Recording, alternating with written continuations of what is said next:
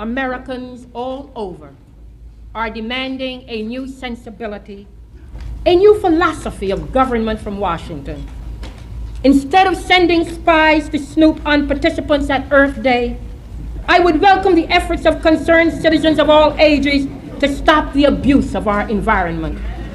Instead of watching a football game on television while young people beg for the attention of their president concerning our actions abroad, I would encourage them to speak out, organize for peaceful change, and vote in November. Instead of blocking efforts to control the huge amounts of money given political candidates by the rich and the powerful, I would provide certain limits on such amounts and encourage all the people of this nation to contribute small sums to the candidates of their choice. Instead of calculating the political costs of this or that policy and of weighing favors of this or that group, depending on whether that group voted for me in 1968, I would remind all Americans at this hour of the words of Abraham Lincoln, "A house divided cannot stand."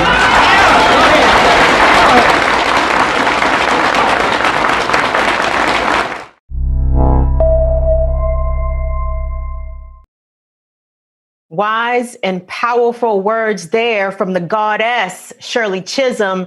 96 years ago, yesterday would make her birthday, November 30th. So I wanted to begin the program with a shout out to Sister Shirley Chisholm. As you know, that was from her infamous historical announcement that she was seeking the Democratic nomination for president in January of 1972, the first Black woman to ever do so. And I will be honest, I have voted for Shirley Chisholm for president on at least a couple of past presidential election cycles. I wrote her name in. Y'all know what I did. Listen, hey, everybody. Happy Tuesday. Welcome to Burn It Down with Kim Brown. Amazing show we have on deck for you today. Of course, we are going to be talking about the Biden cabinet picks, and it is aptly named the title of today's show, Cabinet of the Living Dead, because the neoliberals have arisen from the grave that Trump stomped them under for the past 4 years, and now they are back with a vengeance. And if you don't believe me, look at the people that Joe Biden is nominating and appointing potentially to his cabinet, and even some of the names that are being floated are likely some of the most deplorable folks on the left. I don't even know if I would call these people leftists. They just happen to be Democrats. So we have a wonderful conversation in store for you today. So first, I want to remind everybody, don't forget, we're trying to get these subscribers up on the Burn It Down with Kim Brown YouTube channel. So at your convenience, I need you to head over there and hit subscribe. We cracked 400 subscribers in just a couple of short weeks, so I'm actually pretty happy about that. Thank you all so much. But we got to get to 1,000 because YouTube be acting like some hoes, and we need to unlock all of the features to our new channel. So we can only do that until we get to 1,000 subscribers. So do me that favor and go and do that. Also, thank you to everyone that's already in the chat and in the comments. We appreciate y'all watching. Thank you for watching us for this period of time and for the time prior to this when we were doing Stir Crazy. So we really appreciate the longtime people who have been rocking with us pretty much this whole 2020. But enough about that. Time to get into the program. And I'd like to introduce to you our wonderful panel, a duo dynamic, if I may say. Of course, we have a friend of the show here, Adriel Hampton. We always like to call on Adriel when it's time to talk some hardcore political policy. And when we really want to make fun of Democrats, Adriel is the one to do that. Adriel is a political consultant. Adriel has been working in a variety of different roles, journalist, investigator, and he's big shit talker now on Twitter, just giving Gavin Newsom all that he can handle on the Twitter. So Adriel, as usual, we're happy to see you joining us today. And today we are also joined with Branko Marcetic. Branko is a staff writer at Jacobin magazine, but Branko also has a new forthcoming book out about Joe Biden called Yesterday's Man, The Case Against Joe Biden. Branko is joining us today from T-Dot, Toronto. It's one of my favorite places. Branko, thank you so much for making some time to join us here on the program. Appreciate it. No worries. Thanks for having me. All righty. So I'm not even really sure where to start because, when you look up and down the slate of either named persons to Joe Biden's forthcoming cabinet or people who are being speculated as to be named, it reads like a who's who of dirty old Clintonites and tired ass, weak ass Obamaites. And it's not encouraging for people who were so excited to get rid of Donald Trump. And it's like, yay, we got rid of the fascists. But wait a second. Wait, what did we actually get? Adriel Hampton, what are we getting from this forthcoming Biden administration? We're going to get into some of the specifics of the cabinet picks in just a moment, but I wanted to get your overall take as to the impression that the Biden administration in their early days, what kind of impression are they making upon you at this time? Well, it's not a particularly positive one. I actually had to go back to February, where there was the battle going on to ensure that Michael Bloomberg wasn't the Democratic nominee. And I think there were some of us, myself included, who thought, you know what, even if it's Biden, we have to stop Michael Bloomberg. And that even if it's Biden is coming home to roost, because we're seeing a cabinet that is the same kind of well-intentioned bureaucrats that continue to let global wars continue, global arms sales continue, and that don't really have the best interest of the little guy in mind. And I think that that's potentially dangerous, specifically because that is where Trump built his power, is on saying he was for the little guy. So you play right into the hands without having really any hint of populism. It's really bizarre, too, to see someone like Neera Tanden get in there and immediately change her Twitter bio. She's the head of Center for American Progress, from being a progressive to being a liberal. She literally changed her Twitter bio when she got picked to potentially head the office of the budget office for Biden. Yeah.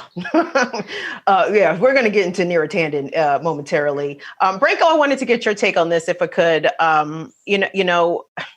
So much excitement, again, as I mentioned, behind and urgency behind trying to get Trump out of office, even though he's not officially out until he actually leaves the White House. Donald Trump is still trying to move forward with some sort of hodgepodge of, legal maneuvering, possibly trying to influence the actual electors in the Electoral College when it comes time for them to cast their votes. Trump has still not conceded the race, which is, it's funny and sad in a way. But when we look at what Joe Biden is bringing to the table in terms of some of these cabinet picks, and how some are viewing these picks as being blatantly antagonistic to the left. Yeah, I mean, I think there was a divide during the primary between people who saw defeating Trump as one stage of a larger battle, and people who saw defeating Trump as kind of the be-all and end-all of everything. That was the one thing that had to be done before everything could sort of be hunky-dory again. And I think right now we're seeing what a return to normal looks like, which is that we're getting, a kind of mirror image of the Trump administration, kind of corporatists, people who are self-dealing, people who are very much, outside of government, involved in some of the worst problems and crises that are plaguing the US and the rest of the world, except a sort of slightly different brand. Maybe these people are a little more, they're friendly to Democrats, they're more liberal, perhaps in some of their personal views. But fundamentally, when it comes to structural issues around the economy and a whole bunch of other issues, there may not be that much of the daylight really between what we saw 4 years ago. And yeah, you're right. I mean, a lot of these picks, I don't know if they're necessarily chosen to deliberately antagonize the left, but certainly it's a sign that the Biden administration is not going to be really incorporating any sort of left-wing perspectives into its governing. Not that really anyone expected it to. I think there were some people who were kind of claiming that, no, Biden could be the next FDR. You know, he's learned the lessons of today, and he knows where he went wrong before. There were certainly people making that case, but I think a lot of people, they were always skeptical, and they saw getting rid of Trump and putting Biden in as a harm reduction effort. And now, you know, the battle continues to maybe block some of these appointments or maybe even get some better ones in there. Well, let's talk about harm reduction, if we could, for a moment, because Adriel referenced Neera Tanden, who up until recently was heading up the Center for American Progress, this center-left, perhaps, think tank, which has documented to receive, big money from big oil and big tech, and a lot of the Democrats' favorite donors also donate to the Center for American Progress. And there was a clip of Neera floating around. This is from 2010. This is a C-SPAN clip where she, as representative of the Center for American Progress, was talking about Social Security and Medicare cuts and why these so-called entitlements, it's not a bad thing to cut Social Security and Medicare. Let's hear from Neera Tanden, 2010, if we could. There's a viewer here who wants you to take us deeper into entitlements by Twitter. Ms. Tanden, do you know what the president means when he says entitlements are on the table? Any specifics and anything you would endorse? Yeah, I mean, so there are a range of entitlements that, I think when we're talking about entitlements, we're talking about Medicare, Social Security, Medicaid. These are programs that people receive support because of the status that they have. So when after 65, you get funding from Social Security and Medicare.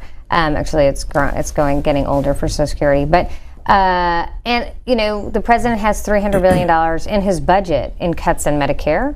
That comes on top of cuts in Medicare from the Affordable Care Act. So he has put specific cuts in the budget already in Medicare, and they had savings in Medicaid in the past. I think the question really is, if we're going to have a deal to address long-term deficit reduction, we need to put both entitlements on the table as well as taxes. It's unfair to ask only middle-class Americans to bear the burden of our deficits. Middle-class Americans actually didn't create the deficits.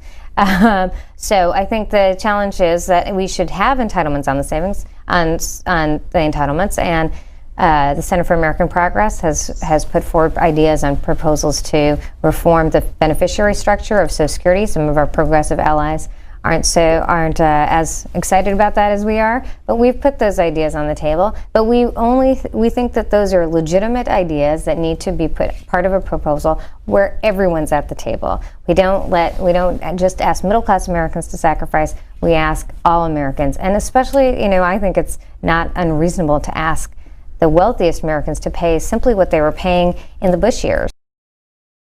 Sure, that's not unreasonable. Is the Biden administration going to do that? Is the question.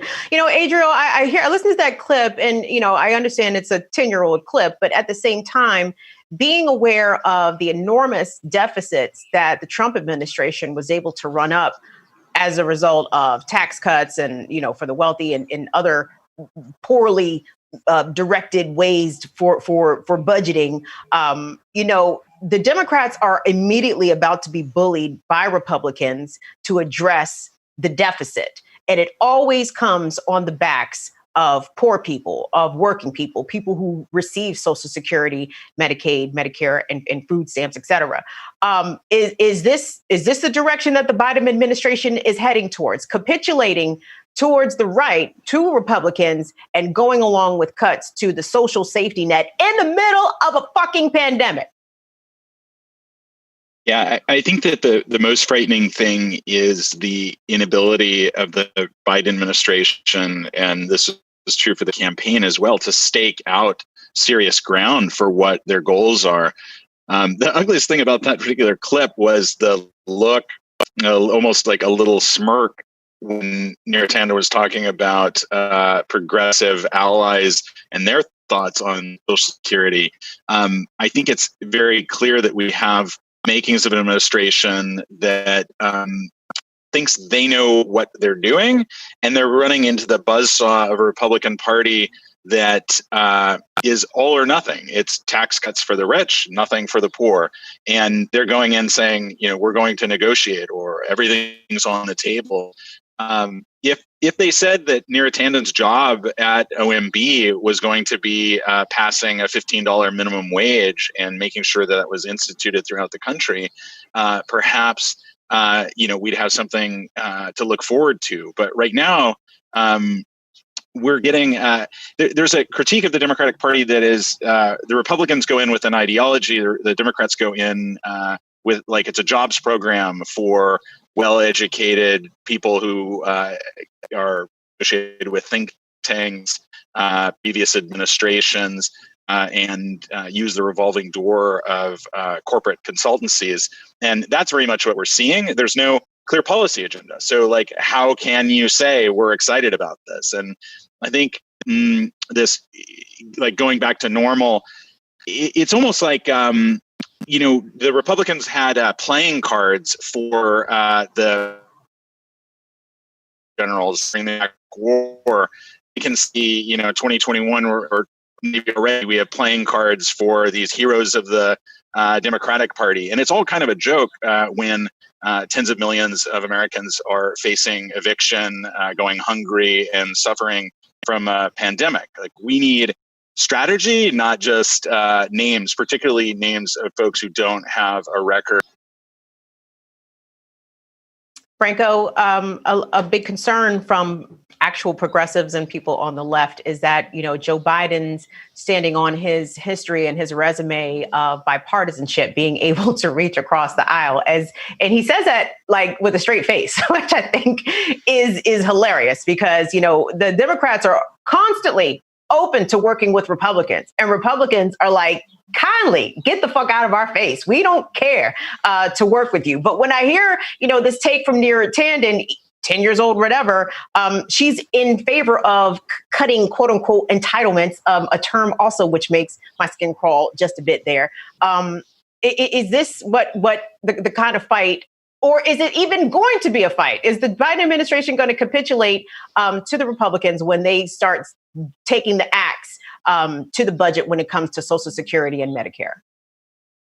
I think that is the real danger in appointees like Tanden and some of the other people that we've seen over the past few weeks. It's not even so much that they would necessarily do it on their own, because I think now the political winds have shifted within the Democratic Party enough that going out and saying you're going to cut Social Security and Medicare and a bunch of these other programs is a non-starter. It would be hugely unpopular with the base and unacceptable. But if it's engineered in a way where the Democrats can point to the Republicans, and they can point to the coronavirus crisis or any other crisis for that matter, whether it's a fiscal debt ceiling crisis as we had under Obama, or a bunch of other things. If they can point to that and say, well, the Republicans made us do it, we couldn't do this, we couldn't get these much needed funds out of here and fund these programs to deal with this without giving them something of what they wanted, I think they would happily do that. And as you say, Biden's history points to that. It's not just that he is willingly and often, worked on his own initiative to try and cut Social Security and Medicare and cut spending on a bunch of very vital government programs, including for public health, through the 90s.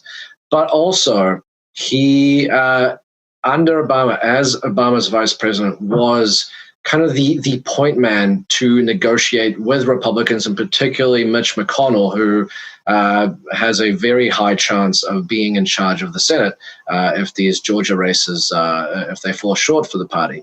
And basically what Biden did during those times is, in order to get a deal, which is for Biden, the main thing, just to be able to say, I have a deal, I have an agreement. In order to do that, he cut deals that were often infuriating to even conservative Democrats like Dianne Feinstein, who they just thought he gave everything away. He got almost nothing in return. And it was so bad that in 2013, Harry Reid actually banned Biden from negotiating. with Republicans because he said he was too much of a doormat. He would just give away everything.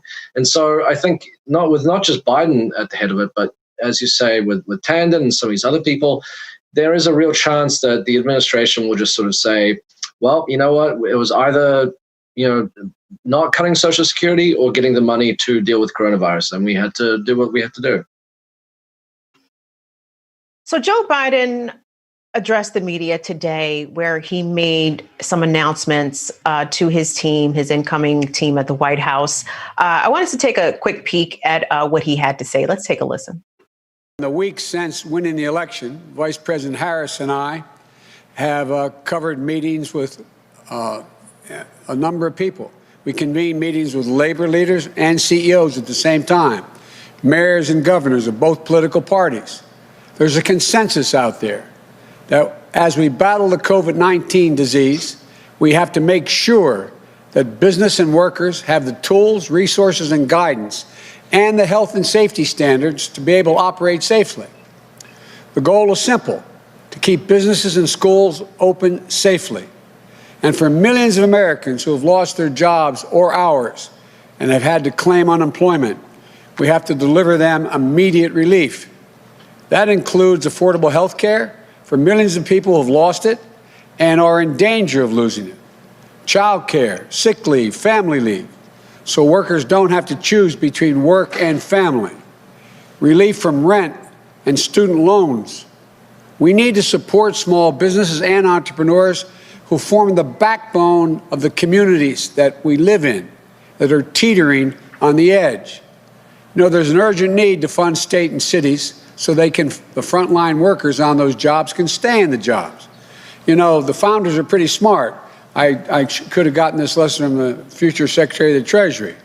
There's a reason why all the states and localities have to have a balanced budget, but we're allowed federally to run a deficit in order to deal with crises and emergencies that we have in the past. And we have to keep vital public services running. We have to give aid to local and state governments to make sure they can have law enforcement officers, firefighters, educators, as we did in the Recovery Act of 2009. And right now, the full Congress should come together and pass a robust package for relief. They sure should. Are they gonna? No time soon. Probably not until at least those Georgia runoff elections in the Senate are decided. I don't see Congress coming together and getting anything passed because they have done absolutely jack shit since the first one. Adriel, there's a lot to unpack out of that short clip because Joe Biden said some things that I have some questions about. For example, when he talks about the goal is simple to keep schools and businesses open safely, I'm aghast at why the goal is not to save lives and to get a hold of this virus. There is not seeming to be a cohesive plan coming from the Biden administration about how to do that. But there's definite emphasis on making sure schools and businesses stay open. And then he also mentioned getting affordable health care to people who have lost their jobs. Well, if you lost your job, chances are you can't afford much. And for people out there watching this who I know have experienced the loss of at least one job in your lifetime, when they send you those COBRA papers, do you not laugh your ass off? Like, how do you think I'm about to afford $400, $500, $600 a month in COBRA premiums when I literally just lost my job? Joe Biden is already entering the presidency from a position of disconnectment from the people that probably voted overwhelmingly to make him president, and yet here he is 50 days out from inauguration. And what are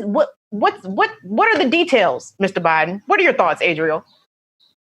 Yeah, I mean, the big thing you didn't hear him talk about is cash relief. And that's crazy because that actually puts him at odds with what the Trump administration supported, which was just an initial small payment directly to all Americans, or at least folks. I think that in Congress, they made sure it cut off. It was means tested.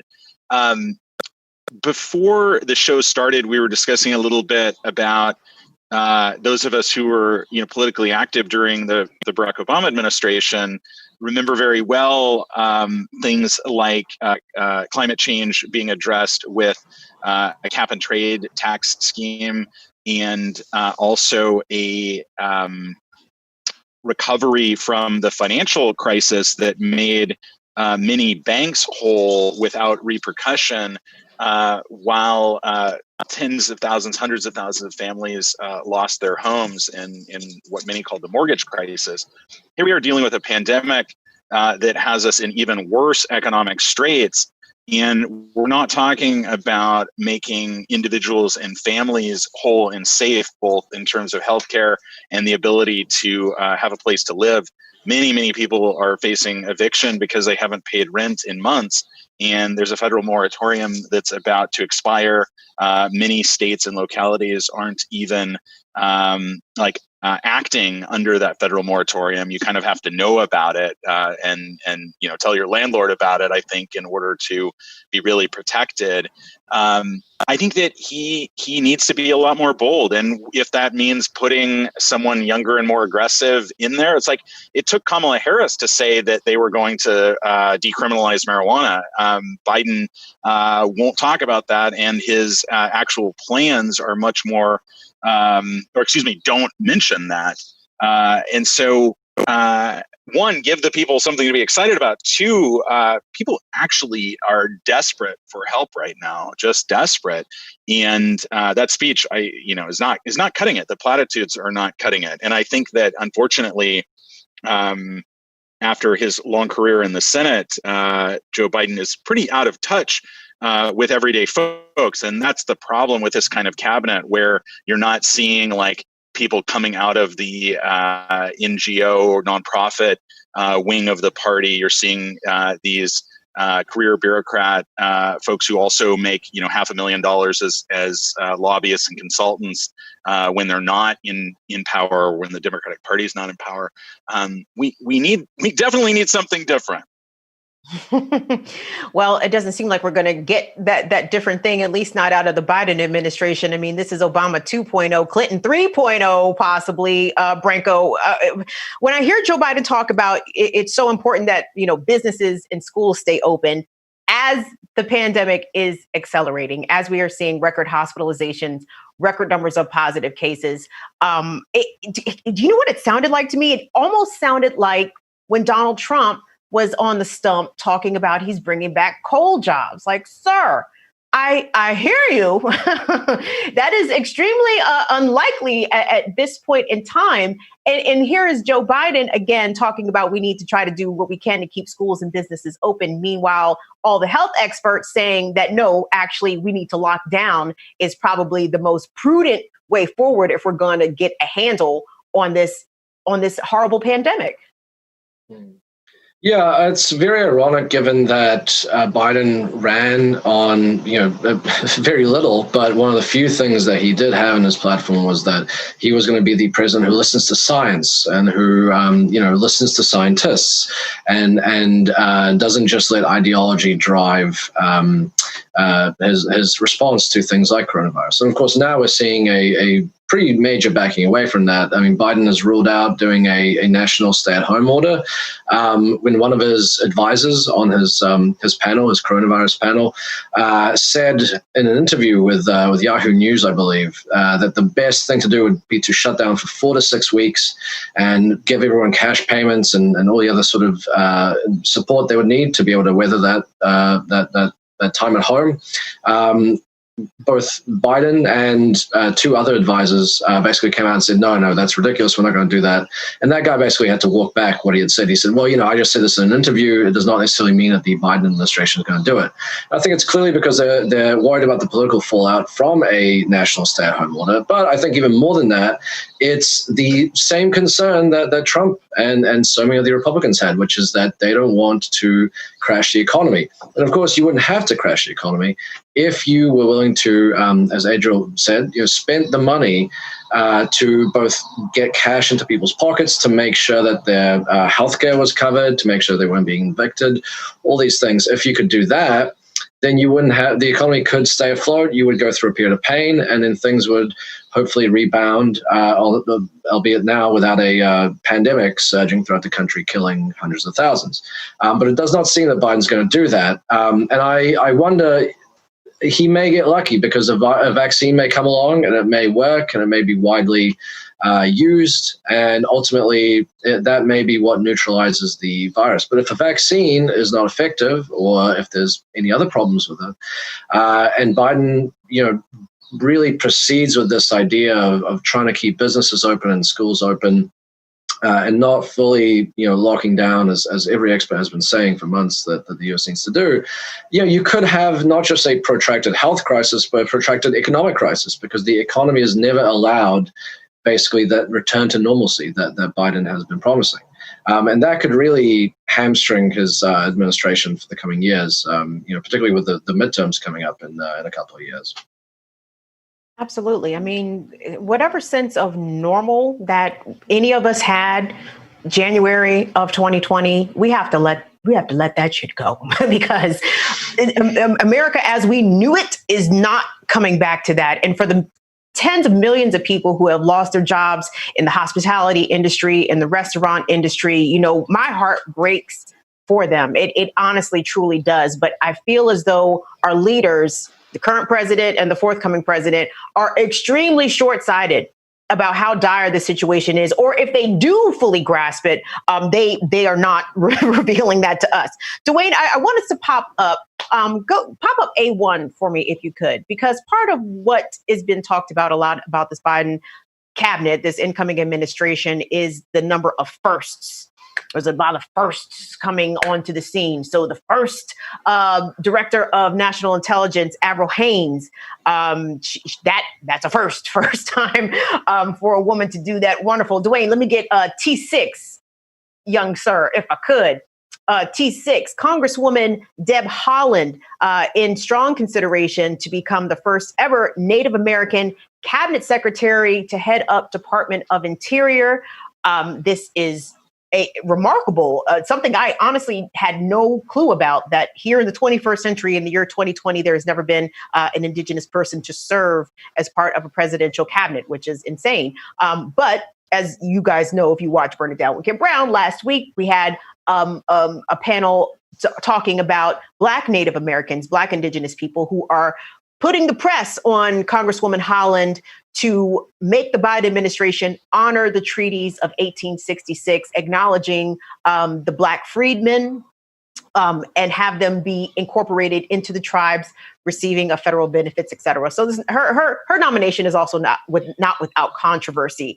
And so Adriel, smarter people than I have said this often, and let me just reiterate, it's nice to have a woman, a person of color, or a woman who is a person of color, or a Black woman, et cetera, in these positions for the first time. But representation is not enough if these people are still advocating for policies that keep Black people and people of color in marginalized communities, in a substandard state. I feel as though people are going to be attacking some of these potential nominees, and then the response is going to be like, oh, well, you're just racist, or you hate women, or you don't want people of color in these positions, or you don't want a woman to head this up.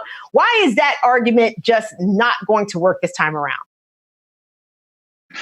Well, I don't think I can say that it's not going to work, because they use it to batter progressives nonstop. And you can see that it very much works with the mainstream press to put someone in a position and say they're the first. I think that the position where there's a first that's probably taking the most heat right now is for Secretary of Defense and Michelle Flournoy, I believe. Folks are looking at the records of these picks and saying, look, they're working for defense contractors, or they're, complicit in the drone program. And the only thing that I can hope is that because people started paying more attention under Trump, they will actually be willing to pay more attention to things like the drone program, to things like family separation and the private industry of imprisoning migrants and just everybody, mostly people of color in our prison system. So the joke I think about is we need more prison guards, more female prison guards, clap, clap, which is on social media a lot. And that's kind of what this administration looks like. It's like we need a woman sending the drones. There is a cartoon like that. It says, it's like people in Afghanistan, and they're like, did you hear that these drones are like from a woman? And they're like, oh my God, it's amazing to be part of this great progress. But the difficulty is we can't just, make the jokes and be cynical about it. We have to figure out a way, as the progressive left, as a socialist, as activists for peace, to actually overcome whether it's the picks themselves or the policies that they administer. And I'm not sure that we've figured out exactly how to do that. There's going to be a diversity of tactics. I know that Roots Action, which I work with, had one of the Branko was talking about the two-step approach, which is defeat Trump and then protest Biden. I'm concerned that protest isn't enough. I protested the Iraq War, and it was one of the largest protests at its time in the world. And it didn't have an impact. George W. Bush just kind of, blinked through it. And I feel like, Biden is riding on this 80 million votes. And those were votes against Trump, not for Biden. But he's pretending that they were votes for him. And I think, unfortunately, the progressives are going to have to work very, very hard to drive a wedge in the Democratic Party and sustain that in order to humanize this administration. The Iraq War. Oh my God. You want to talk the second Iraq War. You want to talk about Generation X, heartbreak right there. Adriel, I was out there with the people, millions of us. Yeah, that was really probably the sole event that radicalized me. And then the second one was the mortgage crisis, because in both instances, you saw a government that was totally unwilling to think about regular people, and it was hell-bent on taking care of the most powerful interests. In one case, defense contractors, and the second, Wall Street banks. And Joe Biden was right there with his thumbs up for all that shit. Like, yep, sign me up. Me sign my name right to all this nonsense. Dwayne, let me look at T3 if we could for a moment. Adriel brings up a good point about, these are the professional class of folks. This is the political elites that are coming in to the Biden folks, to the Biden White House. And we talked about Ronald Klein, that's his chief of staff, if I have that correct. He's former venture capital executive, former pharmaceutical insurance lobbyist, and Steve Ricchetti, top Democrat recipient of big oil, Cedric Richmond, co-founder of the firm that represents big pharma and private equity, Joe Malley Dillon. And let's go to the next one, Dwayne, because this is the one I found. Well, first of all, I found all these pretty interesting, Ken Vogel. So thank you very much for putting this out. But co-founder of the firm that represents the big defense tech companies, Blinken, that is going to be the Secretary of State, I believe, and the ex-consultant for data mining for Plantier Tech, Avril Haines, who is going to be heading up D&I. Just basically a who's who of Washington insiders, people who have made their money in the private sector and are probably going to make more money once this Biden administration finally does come to a close. And, I encourage you guys to go check out Ken Vogel's timeline to just kind of get a quick primer on who these people are, where they came from, and now what they're going to be heading up. But there has been a little bit of pushback from some establishment Democrats on some certain policies. And I'm thinking about, first and foremostly, I think Liz Warren did an interview today where I saw on her timeline that she posted a video clip, but don't have the clip. But Dwayne, I'm sorry, and I can't recall the, thank you very much, sir. Liz Warren, guns out, saying off the top, student loan debt hurts struggling families. But the Federal Reserve Chair Powell confirmed to me today that canceled student debt is the single most effective economic stimulus available to President-elect Biden on day one. Branko, shots fired. Liz Warren said, you're not going to put me in your little funky cabinet? Cool. Guess what? I'm going to start pushing you to cancel student debt from the executive office right away, even before you are inaugurated. How do you take what Liz Warren had to say today about that specific issue? I haven't seen that interview, so I'm not sure exactly what she said, but I think Warren's plan during the primaries was definitely more bold than Biden's. It wasn't quite the full student debt cancellation that Sanders had been pushing for, but, you know, it would certainly be better than what Biden is proposing now, which I believe is a $10,000 cancellation that's means tested. So very limited in terms of who it's going to, and even when it goes to those people, it only makes a relatively small dent in what they are. I agree that it would be a really important stimulus. I mean, if you have people who are spending more than money to buy things, food, go to restaurants, consumer products, that kind of thing, instead of being having to sink it in debt payments and worse, interest on that debt, then yes, that's definitely much better in the economy. Hopefully, Biden will listen to this as a common sense measure. It's something that he can easily do without having to go through Mitch McConnell.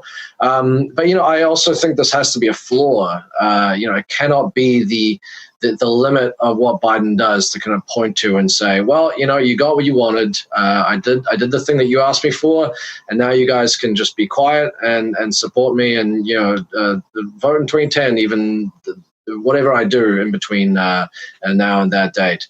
I think student loan cancellation, it's a no-brainer. It's a good place to start, but it has to be so much broader. I mean, the fact that Biden's sole plan or part of his plan for healthcare is just to give people subsidies to keep their health insurance, for instance, that's not good enough. Biden even ran on a public option, and it feels that the Democrats, they've certainly said this anonymously to news outlets, that they're kind of backing away from that plan.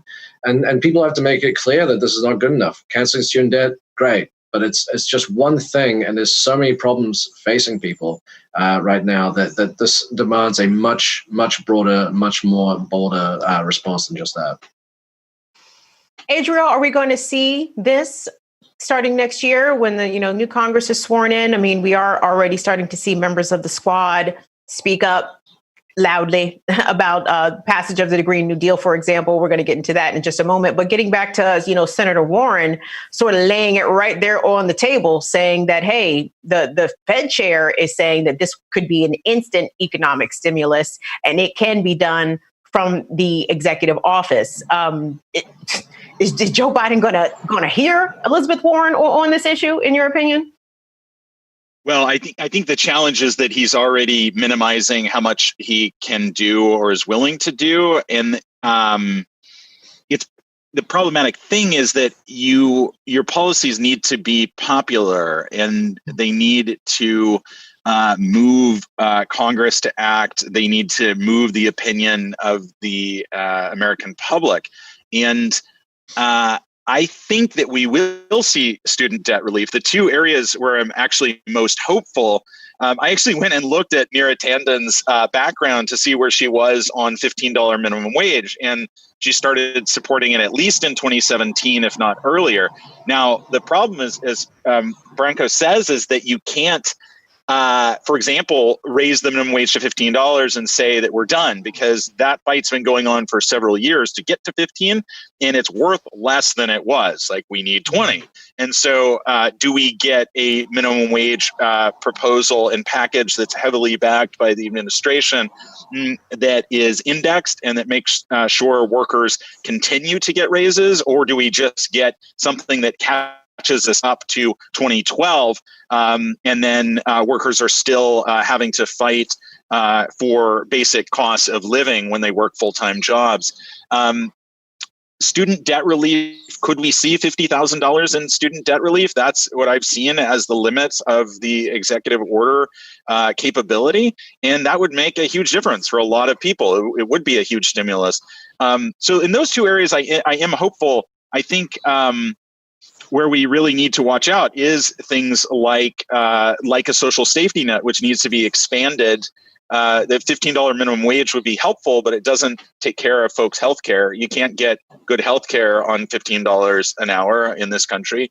And we also need college to be free, not just this one-time debt relief for current students. So there's an awful long way to go. And I was just thinking also about the Ken Vogel tweets that you showed, and I think it's significant to talk about where someone has been, but it's really what's important is what do they believe? And I think for most of these people, they don't have beliefs that are the kind of transformative change that we need, both for the America that we have, and then the America that we're experiencing coming out of the pandemic next year, hopefully. Because you could think there are people who are investment bankers or VCs or work for some kind of unattractive private sector or for an unpopular politician who have great vision, who are fighting. I mean, I think even during the primaries, think about someone like Tom Steyer. If he'd said that Tom Steyer and not John Kerry was going to be his go-to green guy for climate change, I think people would be a lot happier. Despite concerns about Tom Steyer's background, you know that Tom Steyer is on the front lines, putting down money, putting down his personal capital to move this issue forward. And that's what we don't see from these folks. Even with Tanden and the $15 minimum wage, it's piggybacking on a popular policy that's already been fought for by grassroots activists and labor. Oh, Adriel, you have divine timing. Dwayne, can we get to T2, my brother, before we get to that video? Let's get to T2, because you talk about John Kerry, former Secretary of State and former Senator. Jeffrey St. Clair tweeted from Counterpunch that in his memoir, President Obama describes John Kerry, now Biden's climate czar, as working assiduously to convince Greens to, quote, offer up some concessions on subsidies for nuclear power and the opening of additional U.S. coastlines to offshore oil drilling. Obama says this with admiration and gratitude. And, climate people lost their shit. Shout out to Steve Horn. He's our climate reporter here, bureau chief at The Real News. If you go to Steve Horn's timeline, he lays it out as to why John Kerry is not an appropriate pick for climate czar. And some of the members of the squad a couple of weeks ago participated in Washington, D.C. at a Sunrise Movement event where they got up and spoke very loudly in support and of defense of the Green New Deal, which the Biden-Harris administration has already said in advance that they do not support. Let's hear from incoming freshman Congressman Jamal Bowman from New York City. Latino communities were excluded. Indigenous communities were excluded. Joe Biden has pledged a $2 trillion investment in environmental justice. And 40% of that has been pledged to districts like mine across the country. So that 40% has to be a part of a Green New Deal that rebuilds Black and brown communities across this country. In parts of my district, we have pockets where the poverty rate is as high as 30%.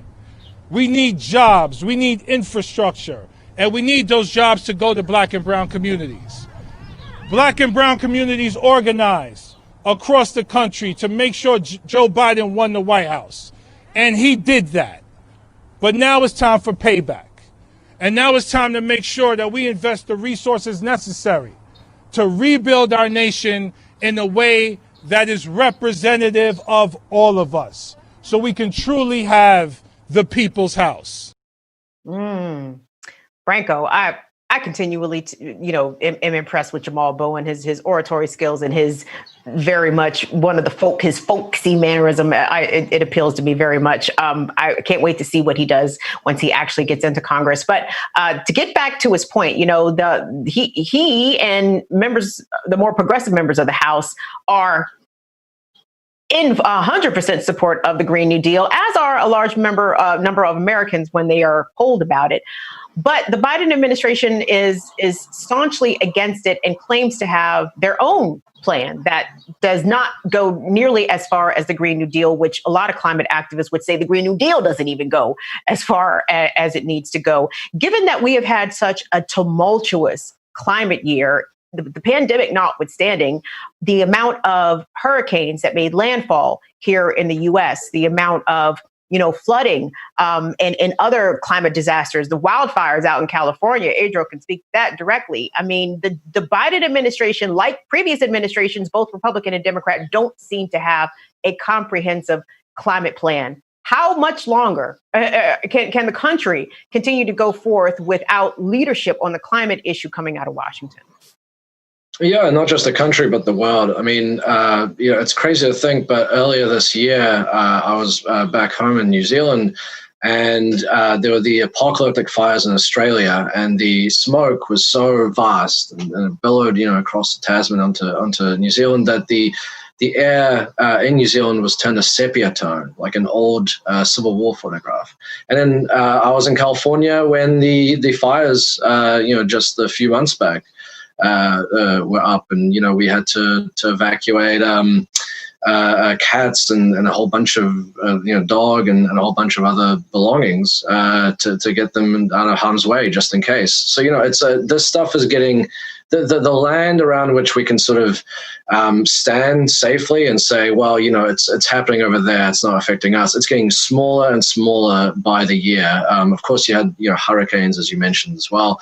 There was a land hurricane that hit Iowa as well. So it's a big question. I think that is one of the big challenges for Biden in his attempt to produce this return to normality, which I think I think you guys and many people always thought that was kind of a ridiculous line because things were never really that good when they were normal. But it's a big question whether things ever can get back to normal. And I think people are going to start realizing that because as these things intensify, there's going to be more of a push. And I think even among Republicans, there's going to be more of a push to actually do something, to act in a way to prevent climate change, or at least to prevent it from becoming even more catastrophic.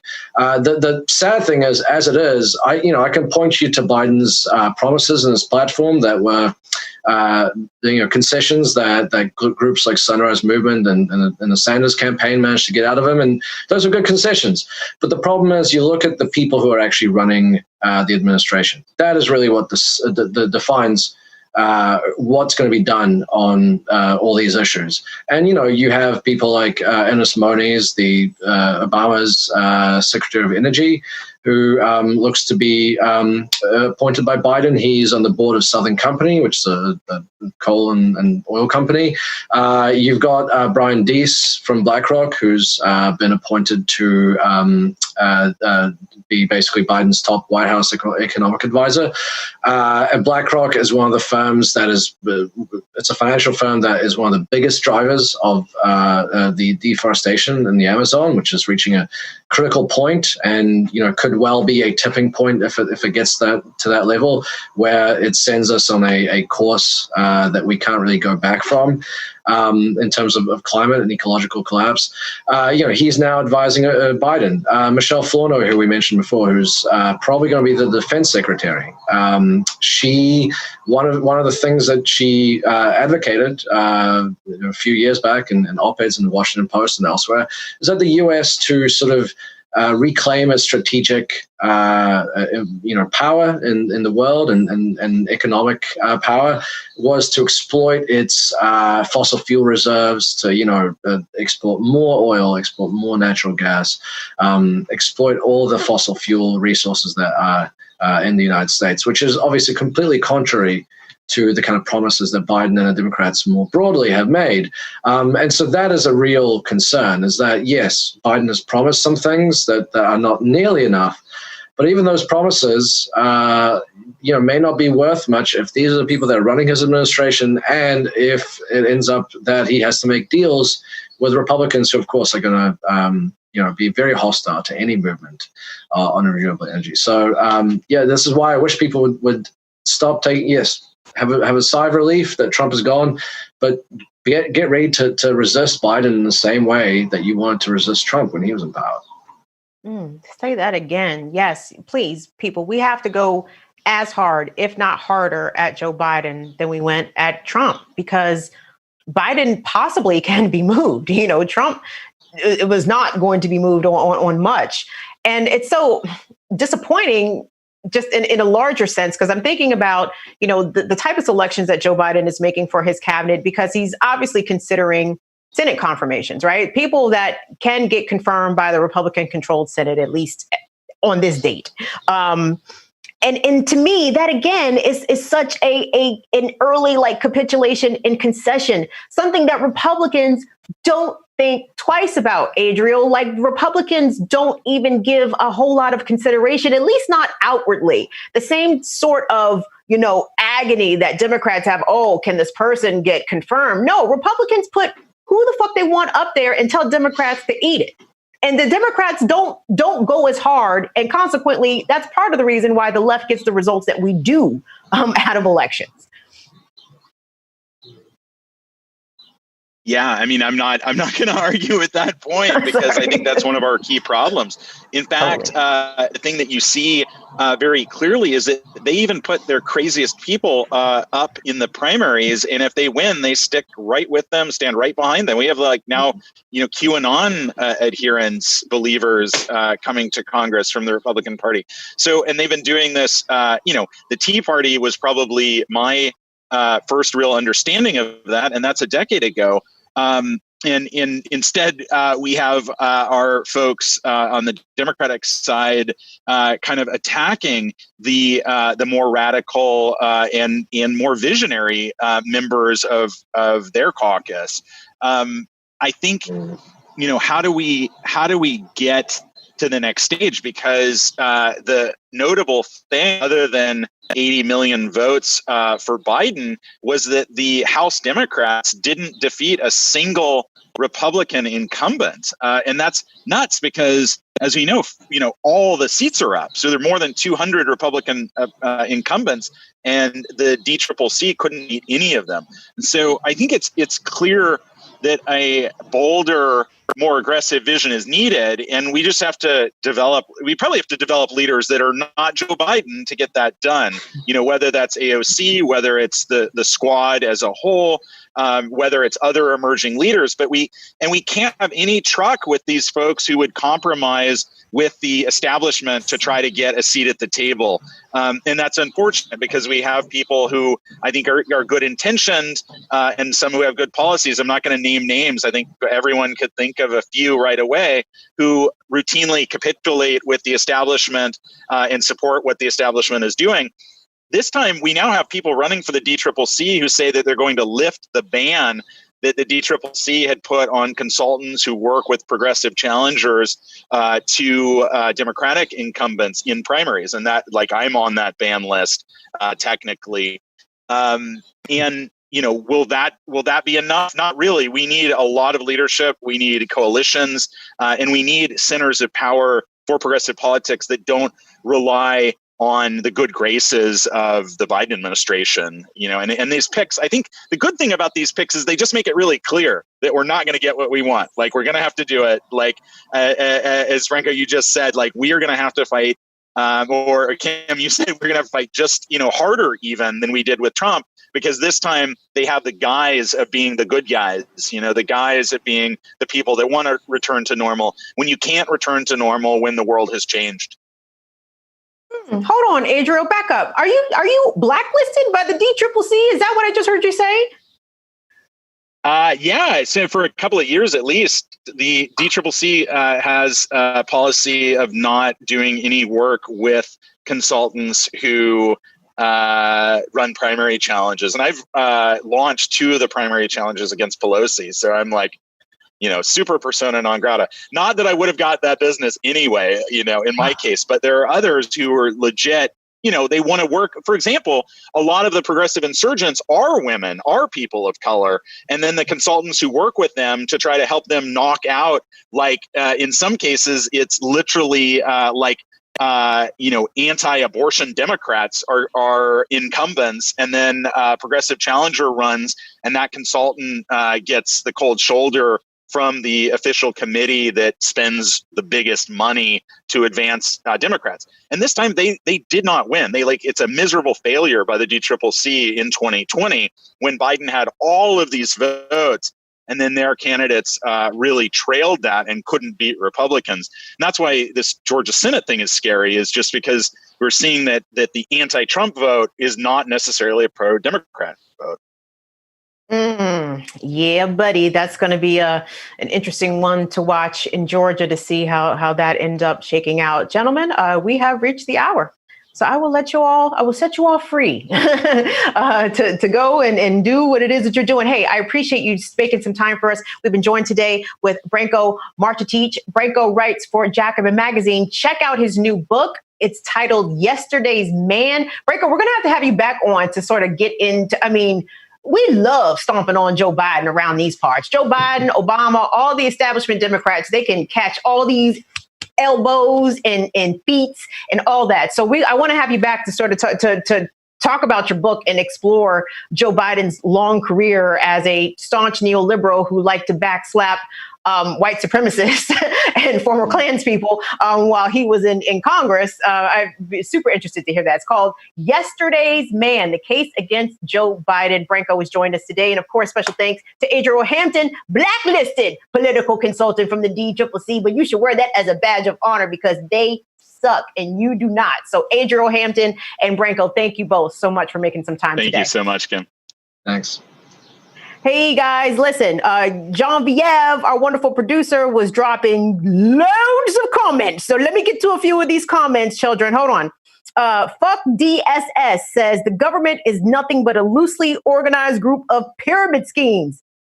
Find a lie. I find no disagreement with that statement.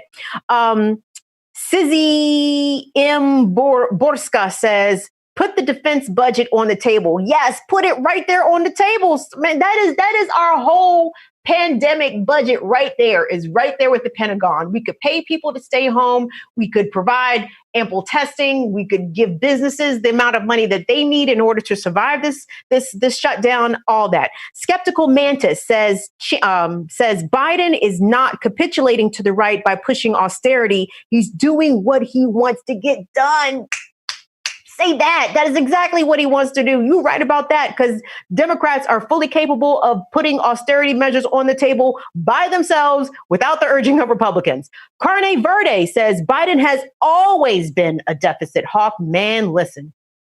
If these people try to make cuts to Social Security and Medicare during the pandemic, man, we're going to have to show up at the White House with pitchforks and torches. Who else is on here? Got something to say. Clifford Maxwell says, we need Medicare for all and a UBI right now, but our so-called leaders are completely corrupt and out of touch with the will of the voters. Absolutely. And last one, let me give a shout out to the homie. Where you at, Holmes?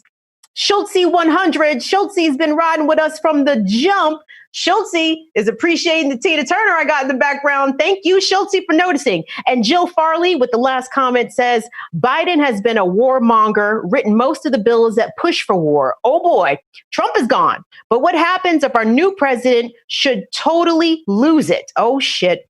What will the country do with a cop? Oh shit. I don't know. I'm not looking forward to President Harris. And if that puts me at odds with my demographic of Black women, well, then so be it. Because as far as I'm concerned, Kamala is the police. And I don't root for the police. I don't care if the police is Black with breasts. I still do not root for the police. So interesting point. Thank you so much, Jill. Hey, gang, that's the show. Appreciate you sticking around and joining us today. We will be back on Friday for another episode of Burn It Down with Kim Brown. Please don't forget to go to the Burn It Down with Kim Brown YouTube channel and subscribe and keep subscribing. We appreciate all y'all's time and comments and all that. So we'll see you on Friday. See you later. Bye.